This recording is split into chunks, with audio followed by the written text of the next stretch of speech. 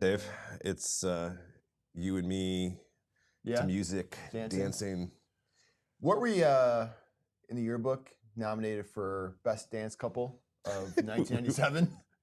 You know, you're a year older than me from York High School class of, you were 98, I was 99. And my buddy Brian, who was my college roommate, used to tell me, he was in my class, he says, you know, you used to give us confidence, talking about me, not you. Because at dances, if you were having fun in dancing and looking as bad as you did, it gave us rest of us lots of confidence. I was You're not wrong, oh, Brian. thanks, Brian. Yeah, he's always there to make you feel better. He can always say stuff to me, but... Do you remember high school dances we used to protest slow songs and sit down in the middle of the floor? You would protest. We did, we didn't like slow songs, So happy pumpkin spice latte, the first one of the year. Yes, it is. Pumpkin! I'm in the fall this year. I'm excited this year. Are you? So, yeah. You know, normally, the last 3 years, when I got my first pumpkin spice latte, I'd have Big Earl McAllister. Remember what that is? Yeah, your scary freaking skeleton guy who rides in the car with you. Yeah, well, Carla put him in the shed, and I didn't have time to go unlock it and find him, so I have to bring him tomorrow. And I'm very upset about it. Thank God. Yeah. Can't wait. You can ride the carpool lane again that we don't have here in Chicago. So that's right. Carpool lane. Before we get going too far, welcome to Java with Josh. And this is our compliance disclosure because Debbie and Teresa said we have to have this earlier in the show. We're going to go through some financial stuff in regards to retirement. We're going to talk about a really unfun topic today. But as we give recommendations and information today, please use this as informational purposes only, not for your specific advice. If you'd like specific advice here at Wellment, David, like our sign here, we are we'd be happy to give it to you, but that's a one-on-one conversation. So you ever notice how like fresh haircuts make you look thinner? You do look good. Yeah, I appreciate that. Yeah. I'm getting my haircut Saturday. Okay. Well, too late for this recording of this show. So, you know, I have Bill, who I talk to on a regular basis, and he gives me advice on how to run a practice and different things. And he watches, he's a regular watcher, so I'm sure Bill is going to watch this. And he gave us some critiques, and you've changed some things for us. One is the camera angle is different here. Hopefully Bill likes this. And second, he says, you have a great logo. Put your logo behind you on your wall. And so, Dave, thank you for doing that. And then, Bill, I apologize. That's something we meant to do. Like day one, we got the studio remodeled, but it's just one of them things I just kind of forgot to do. I know. So here we go. It's fall. I mean, it's pumpkin spice latte season. It's also back to school season, and like the summer kind of winds down here. We haven't been together on Job with Josh since July. We're at the end of August now. So have you done anything fun recently here? Any fun pictures you want to share with us, Dave? Oh, let me go first today? I am. You're going to really mess up Brian over there. He's got like his order here. Yes. All right. I'll let you watch it. Let's go. Oh, you can then mute the audio down, Brian. It's fun. I haven't seen this video yet. You've talked about this for a while here. We have the audio. Oh, it is. It's okay. So I'll let it go here. But this is Milwaukee Milkmen is a AAA independent. Get on the mound, dude. Yeah. Oh, maybe not AAA. You got this.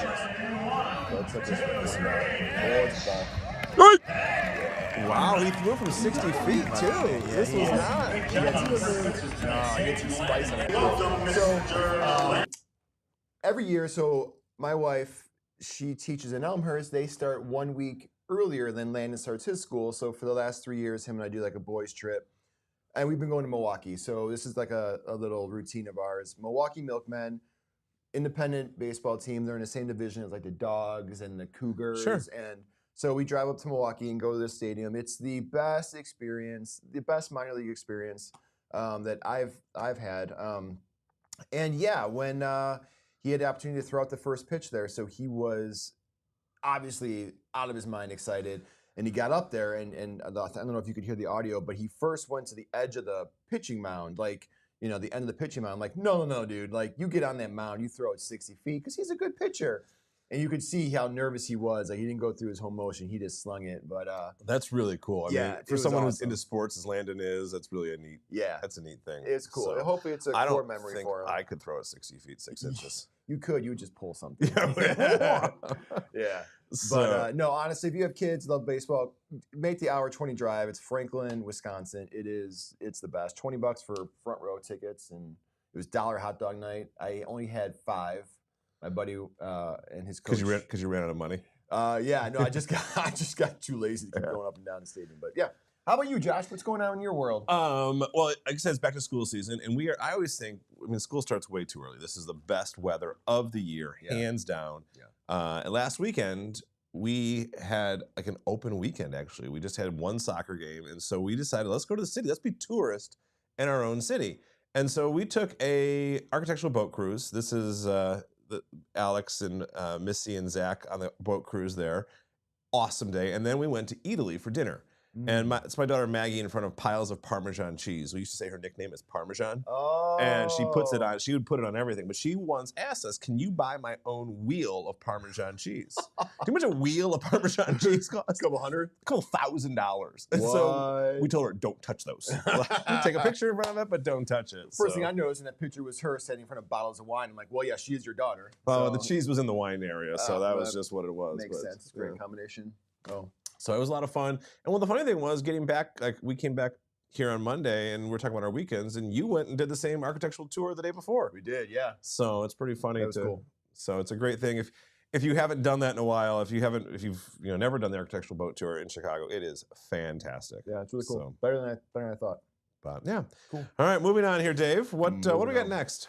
Let's see what Brian throws up on the screen for us here. It looks like, oh yeah, upcoming Java with Josh.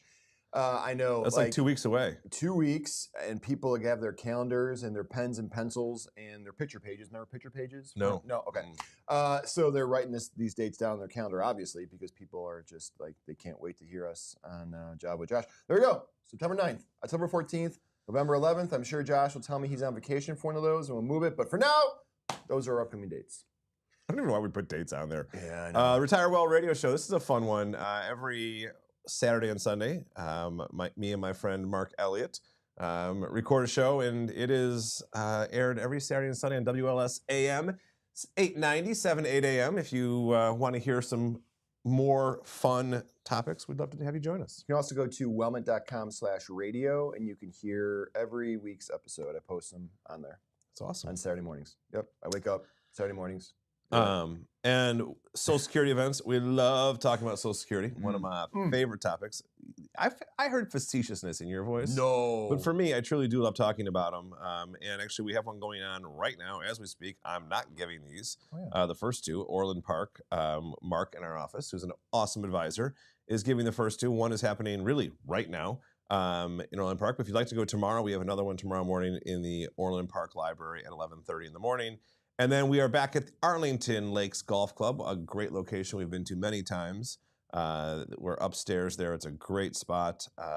We are on September 16th. We have one at 11:30 and one at 6:30 at night. Are you giving those presentations? That Mark is doing those as well. I have meetings all day that day. So. Awesome. Sweet. With me? Yeah. Like you are actually in those meetings. Lunch meeting, dinner meeting? I will buy you lunch those days. That's how I make sure Dave shows up. Why do you think we call it Java with Josh? Because I buy his coffee too. Truth. All right. What is Java with Josh, Dave? Do you want to go into why we do this? Sure. For now, teaser. Java with Josh is a monthly live YouTube show where we go live on YouTube. That's really redundant. And we talk about, we is very egregious. Josh talks about a relevant and timely financial topic that is important to you retirees and those soon to retire. You can see all the replays on our Java with Josh channel on our YouTube page. So Dave does all the prep work for this. He does, by prep work, behind the scenes technological, besides he and Brian were over here yesterday getting everything going. And Brian's behind the camera now. You can't see him, but if he says something, you probably hear him talk. Say, "Hi, Brian." Really, say, "Hi, Brian." Hi, everyone. Yeah, thank you. But Dave also sends out the emails that you guys all receive who have signed up for our Java with Josh list. And I yelled at him this morning because apparently I don't read these emails because I figure I got to be there. I don't need to be reminded to be there. Yeah. And apparently they say, "We don't know what we're talking about, but come listen." I was like, who would come listen to that? And so we do know what we're talking about. So in future months, you're going to hear more about what we're talking about. And I won't let Dave do that anymore. So just so you know. All right. Slap my wrist. Yep. Beep, beep, beep. That was awesome. Somehow that's going to be in a short. I don't understand how, but You'll make it. all right, Brian, am I missing anything here before I get into the really fun topic? All right. So we sit down as a group of advisors and we say, what should we talk about in Java with Josh? And this week it was Sean who says to me, well, our U.S. debt just crossed $40 trillion. You should talk about that. And this is an important topic, but it's like, it's such a massive thing and such a ordeal that I was nervous about it. And so I sat down for the last couple of days and I've been doing a ton of research in regards to what this means, how it's going to impact retirees, and just some background on it, because there's a lot of stuff that happens here that I think we should be aware of. So, as we said here, the U.S. debt has just crossed $40 trillion. Brian, I got a fun graphic for you. You want to see it? Yeah, look, the U.S. debt, $40 trillion. Again, everyone get excited. Woo! What does that mean? Like, what does that mean? Think about it in smaller numbers. Every U.S. household, every household in the United States, it would be somewhere between $295,000 to $300,000. So that means every household in America, it'd be like taking out an extra mortgage but getting nothing for it. I mean, that's a massive number, and it's something that we have to think about. Now,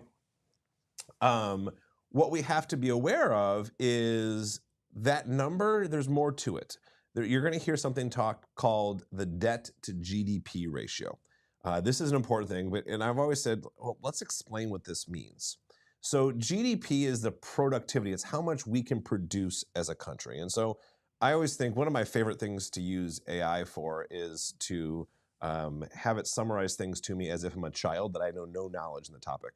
And so I was like, all right, how would I do that? And so here's how I would do this. And if you think about if you're a kid and you have the ability to earn money as a lemonade stand, as my kids like to go out and have lemonade stands, how much could you earn in an entire year or an entire week in a lemonade stand? And let's say you could make $100. Like $100 is what you could earn. That's your GDP. Like that's how much you can earn, and the kids' GDP would be that. So when we talk about our country's GDP, it's how much is we as an entire country, what could we earn? That's our production power of gross domestic product. So if you hear that.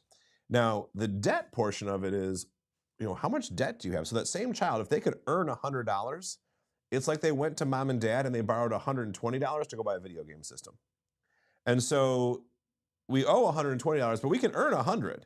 And so what does that mean? Is it good or is it bad? And how does that impact us? And so that's kind of what we're going to talk about a little bit today. Cool. All right. Moving on here to put a little bit further, and this is kind of interesting.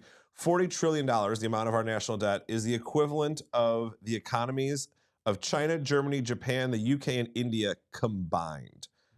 So as a size, why I have that up there is because that shows you not only how big that our debt is, but how big our economy is. If we have that big of an economy that our debt is as big as these five combined, that's a big deal. That shows a lot of power out there. And one thing that is fascinating to me here is how fast it's actually growing. We've been talking about national debt now for a long time. We've been talking about it in regards to taxes since the mid-teens. But right now we're growing at $4.8 million per minute, $285 million per hour. So in the time that we do Java with Josh, or usually about a half an hour show, we're going to add about almost $150 million to our national debt, $6.8 billion per day. So you think of those numbers, that's a massive number here. Now, the trillions, $40 trillion. Trillions is such a big number. And it used to be every couple years we'd gain $1 trillion in debt. Now we're actually gaining another $1 trillion every 3 to 4 months. And that's a huge issue that we have to worry about. And if you really are feeling too happy, if you say to yourself, I'm feeling too good about myself. Here it is. You can go to this website, usdebtclock.org. It's been around forever. Not forever, but for a long time. and they track all sorts of debt. And so you can see our U.S. debt is up here in the upper left-hand corner. It's a scrolling number. Debt per citizen, debt per taxpayer, all of those things are up there. Tax revenue, you can see all sorts of stuff. So this is a great website if you really want to get more information on how fast our debt is growing. If you really want to feel depressed. Yeah, if you're really, as my dad would say, if you're feeling too happy, this is a great way to go about doing it. It's kind of like, here's a sidebar. Missy and I love to go travel, and before we had kids long ago, we went to New York and we wanted to go see a Broadway show. And we had not seen many Broadway shows and we didn't have a lot of money. So we said, what's a show that's been around for a long time we can go see relatively cheap? So we went and saw Rent. Now, we'd never heard about, I had no idea what the concept of Rent was. It was a Broadway show that had won lots of awards. Well, we went in happy and we left depressed. It's gonna do it to you. It was one of those, I was like, ooh, should look that one up first. So warning you, look at the debt clock. It's going to be like, going to see Rent. So you'll enjoy it, but you're going to be depressed. Now, let's talk about historical debt. This is from our U.S. Treasury. This is a graph. I love graphs. And there's a couple things I want to point out here. This goes back to 1929. So we're sitting here and we're looking at right about the start of the Great Depression. And our debt back then we're in the billions. This is in, let's see if I can move this little charty thing here. Yeah, there we go. Go up here, little charty thing. So you can see over here, this is in billions. So we're still under the $1 trillion mark. We stay under $1 trillion for a long time.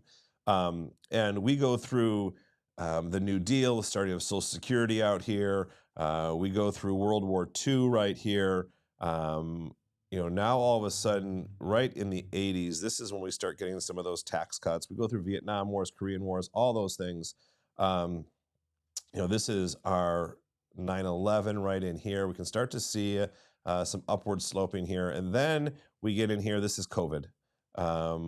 This is here in 2008. This is our bank crisis. This is where we had all that quantitative easing. But what I want to point out is we stayed flat for a long time. And then all of a sudden we start to see this upward slope of increasing debt. And this was an economic policy change.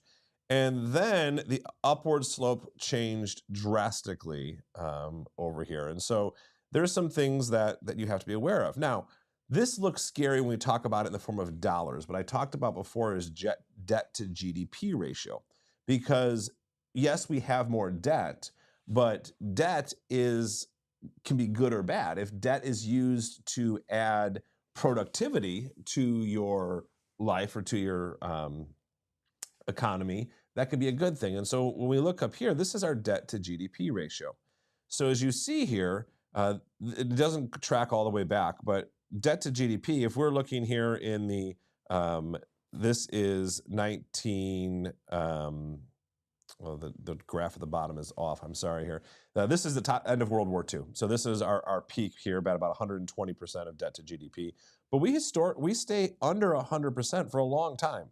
We're down here in the 60s and 70s, under 40%. So in that same scenario, we take in $100 million in our lemonade stand, but we only borrow 40. And so those are good things. And now we've kind of we've gone back above that recently. And now our debt to GDP ratio is over 100%. So we're actually borrowing more money on an annual basis than we bring in. And so those are things that we monitor that's out there. Now, what does this mean? I want to talk about what this means in regards to taxes and our U.S. economy and how does this happen? And so every year, the U.S. Budget Office, Congressional Budget Office, publishes their budget for the year. They do it usually in February. These come out every February. So this is a look back on 2025. And so as we look at this, I first off want to point out two things. This is the most basic here. We have outlays. This is how much we spent in 2025, and this is how much we brought in. So we spent $7 trillion in 2025. On what, Arby's? Arby's, yeah. A lot of it was Arby's. Yeah. So what did we spend it on? Well, the first part of that is mandatory. So you see where it says mandatory spending. 4.2 trillion is mandatory. Now, what is mandatory? Well, mandatory is going to be things like Social Security, Medicare, Medicaid, and some other stuff. The largest is Social Security, $1.6 trillion in Social Security.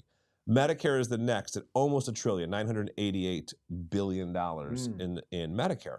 Now, these are why the reason I say they're mandatory is we spend that before Congress even, like Congress, when they negotiate budgets and do all this stuff, this is done before that's even taking place. So this is not something Congress even votes on. It's just these are mandatory spendings. Non-negotiables. Non-negotiables. Then we get into discretionary spending. So discretionary spending here, this is where we see defense spending. This is where we see the quote unquote special projects. So when they do the infrastructure projects, when they do when they're bringing money, this is the pork projects. This is the things that they spend other than the mandatory outlays. So, but this is where our military falls in and everything like that. But as a percentage, we're at 4.2 for mandatory spending. Discretionary is only at 1.9 trillion last year. So the biggest part of our budget actually isn't even debated in Congress. The biggest part of our budget is actually the mandatory. Now, here's the scary part to this. If I look over here and I look at our net interest, in 2025, our net interest, the amount we paid in interest on our debt was $1 trillion. So we are adding, it's kind of like you take out that credit card and that interest keeps building and building the debt over and over and over again.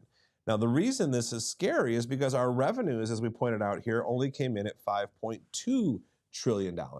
So where do those revenues come from? So let's talk about revenues here.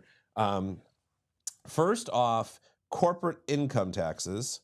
So if I'm looking at 5.2 trillion in revenue, corporate income taxes were less than 0.5 trillion. So 0.5 came from corporations.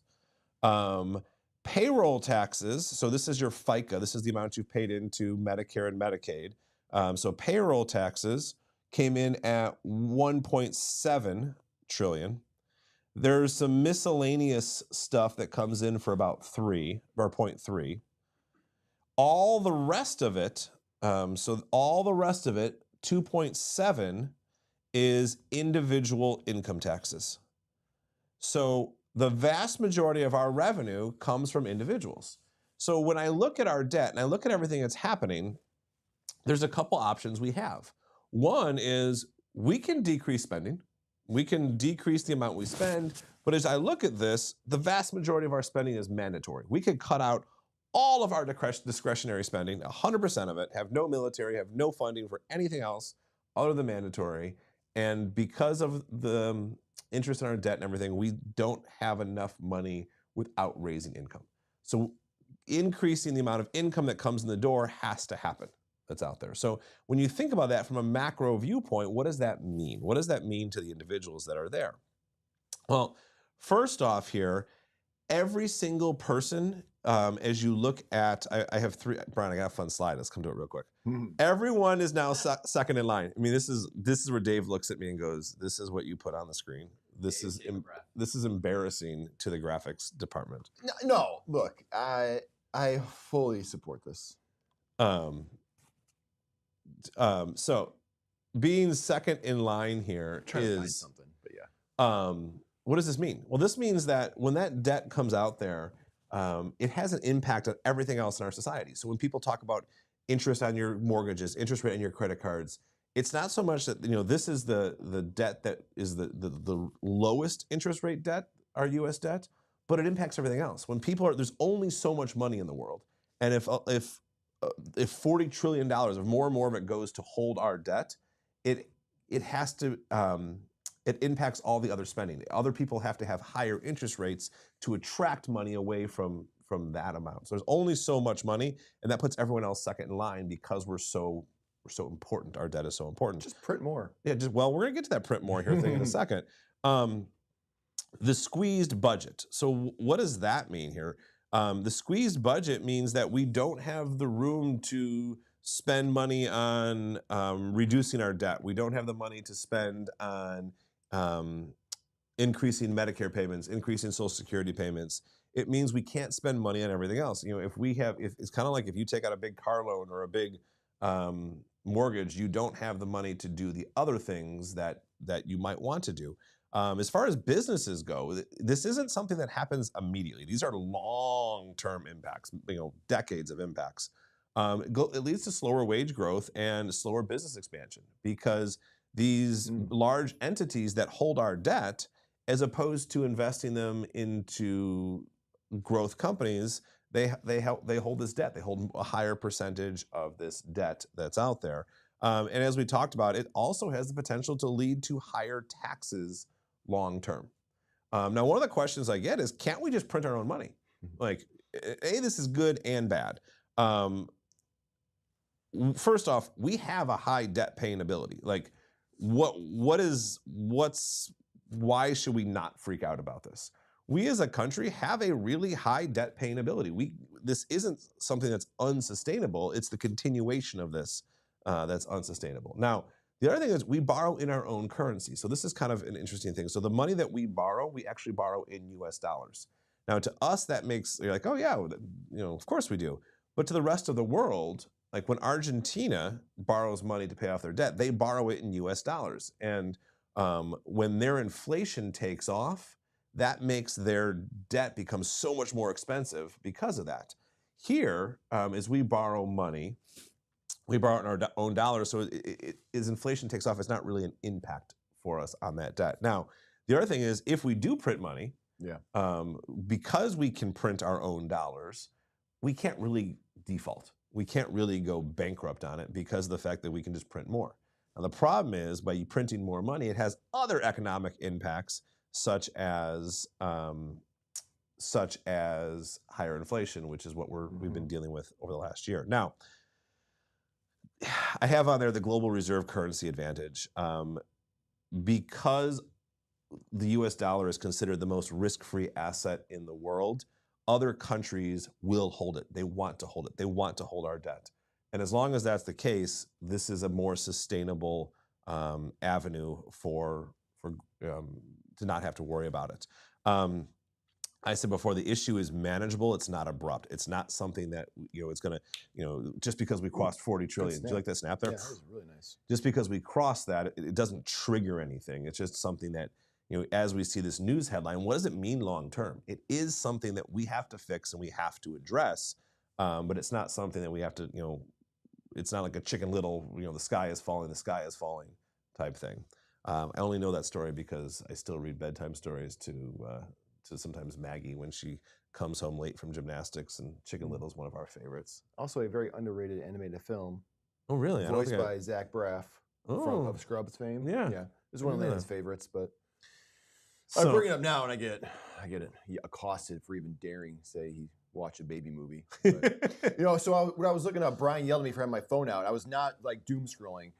Back in the good old podcast days, I remember that graph I built for like how much, I couldn't remember, but it was, I said that I was going Are we going back to Arby's roast beef sandwiches? Well, so it was, I claimed that it was a chart I found in a box of records that my mom had made, and it was like a graph of like how much money you spend on me or how much time. Do you remember? It was something ludicrous, but it was like looked the same as that, and I went back and I couldn't find the file fast enough. Brian yelled at me, so now I'm in trouble. So it's over. You're just racking it up today. I know. The last thing I want to point out here is we've actually been here before. The end of World War II, we had that same debt to GDP ratio, and we can recover from this. It's been done in the past, and so that is something that that we have to address. We have to work on it, but it's there. Now, what does this mean to you? And I haven't shown this in a while. We call this the Wellment Way, and this is something that we tell every single retiree they have to think about. First off, where's your income coming from? How are your investments structured? How do you minimize taxes? How do you afford healthcare, legacy, and all those things? And by taking control of these, you are in control of your financial situation. And so having a plan, having an understanding where you're in control, something like this debt that could impact all sorts of areas. It could impact the cost of Medicare. Why do I say that? Because how they're going to pay for Medicare is they're going to keep increasing these IRMA surcharges. So if you don't manage your income, which is going to impact your taxes, you're going to start paying more and more and more for Medicare. if you don't understand how to get money out of your 401ks in the most tax efficient manner possible, you're going to pay more and more and more as a part of this debt. If you don't think about legacy and estate planning, I always tell people the number one way I think our government is going to increase their revenue is take it from dead people. And so how do you minimize the impact on that? Investments. We're in a year of increased volatility. The more debt we get to play, the more volatility I think we're going to continue to see in our economy. And so how do you set yourself up to have control over all of those areas? That is what the Wellment Way is about. And that is why I encourage every single retiree that it's not just investments. It's not just looking at one thing. You have to understand the greater economic impacts and, again, taking control and ownership for your own situation. And that's what the Wellment Way will really do for you. Oof. That was a lot of words per minute there. I'm not gonna lie, I was nervous as we started working on this presentation. I was like, oh my gosh, like this is just gonna be a depressing presentation. But as I thought about it, like it's more about that control and understanding, like, hey, look, we can't control what happens around the world outside of us, but we can control how we are set up, as retirees, as individuals. It could have been worse though. It could have. You know how? No, tell me. Had you chosen to talk about Medicare Part D, like we've been talking about lately, that could have been worse. We could. In fact, our next client event coming up here that people will get their invites soon is going to be on Medicare. There's all sorts of fun Medicare changes coming up, Part D funding, all of that stuff. Whew, you're right, Dave. It's crazy. It's a lot. It's just a lot of information. But get excited. I'm pumped. So what do you think? You think next month is September only. I want to have Halloween themed episode here. Of course you do. It's got to be October though. Right, that only makes sense. Mm-hmm. Can I bring Big Earl on set next month? Yeah, let's put him in your chair. You're useless anyways. Oh, wow. Wow. It's true. I don't really bring much. I actually made Brian laugh at that one. So. Oh, wow. Thanks, guys. Cool. All right, what do you think, man? I thought that was a fun episode here. I look forward to next month's Java with Josh. Oh, yeah. And thank you, Brian. Wow, I am just... I called you useless and you totally lost it. You totally lost all. It's not like I'm not useless, but like I have like 1 or 2 jobs to do and I almost didn't do it. Look, hey, love you guys for watching. Thanks for watching. Every video you watch on YouTube says like and subscribe. When you hit like, what it does, again, just to recap, it tells YouTube, let's show this video to more people who are searching for things on retirement and maybe searching for, oh my God, our debt just hit 40 trillion. It's going to be like, let me show these people this wonderful show with Josh and Dave called Java with Josh. So hit like, be awesome. We appreciate that. And hit subscribe too, because we got some more shows coming up, not just Java with Josh. We do a weekly What Just Happened, which is a weekly market recap. Brian, I did it better than you, but we'll still let you do it here. Thanks. In the future. Sure. Yeah. So thank you, Brian, for that reminder. Well, with that, I thank everybody for joining us today. And if you read the email and said we don't know what we're talking about, yet you're still here, you are a dedicated Java with Josh follower, and I hope you got something out of it. Appreciate it. See you next month. See ya. Cheers.